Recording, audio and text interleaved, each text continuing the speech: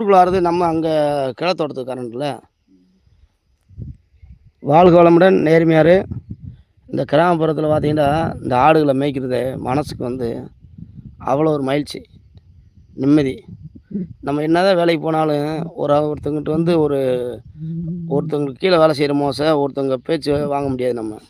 அவங்க என்ன சொன்னாலும் நமக்கு வந்து ஒரு ஒரு டென்ஷன் கொடுக்கும், ஒரு மன நிம்மதியை கொடுக்காது, ஒரு மன அழுத்தத்தை கொடுக்கும். ஆனால் இப்படி கிராமப்புறத்தில் இப்படி ஆடு மேய்க்கிறதுலாம் வந்து பார்த்தீங்கன்னா அவ்வளோ சந்தோஷமாக இருக்கும். மனுஷங்களுக்கு கொடுக்குற மட்டும் அன்னதானம் கிடையாது. இப்படி ஆடு மாடு மேய்க்கிற பாருங்க, இதுதான் உலகத்திலே மிகப்பெரிய அன்னதானம். இந்த வாயில்லா ஜீவத்துக்கு நம்மகிட்ட அன்றாட போய் இறை கொடுக்குறோம் பாருங்க. இந்த இறைய சாப்பிட நமக்கு செஞ்ச பாவங்கள் எது இருந்தாலும் தெரிஞ்சு தெரியாமல் செஞ்சாலும் நம்ம பாவங்கள்லாம் மோசம் கிடைக்கும். என்றைக்குமே வாயிலா சிவனுக்கு வந்து இறை கொடுப்பது நமக்கு வந்து முன்னோர்கள் செஞ்ச பாக்கியங்கள். அதுவும் நம்ம செம்பிலி ஆடு மேய்க்கிற இந்த ஆடு ஒன்று மேய்க்கிற பார்க்கணும், ரசிப்புத்தன்மை பார்க்கணுமே. எத்தனை ஓடி கொடுத்தாலும் இந்த மகிழ்ச்சி என்றைக்கும் கிடைக்காது.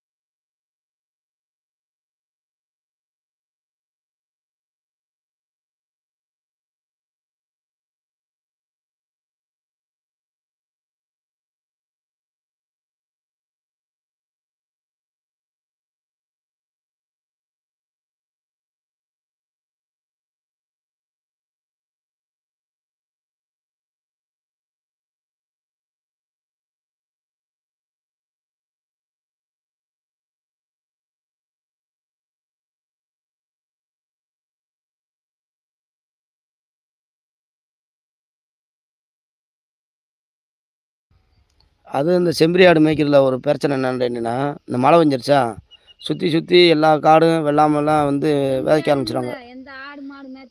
வெள்ளாமை வந்து காட்டு வெள்ளாமை விதைக்கிறனால இந்த நேரம் ஆடு நாங்கள் பற்றி போகிறோமோ ஒரு நாளும் பற்றி திருப்பி வாரம் மாதம் வந்து ஒரு உயிர் போய் திருப்பி உயிர் வர மாரி இருக்கும். ஏன்டா அவ்வளோ பத்திரமா ஒரு காட்டு போய் மேய்ச்சிடக்கூடாது, ஏன்டா தெண்டை வச்சிரு மாரி தெண்டை வாங்கிவிடுவாங்க.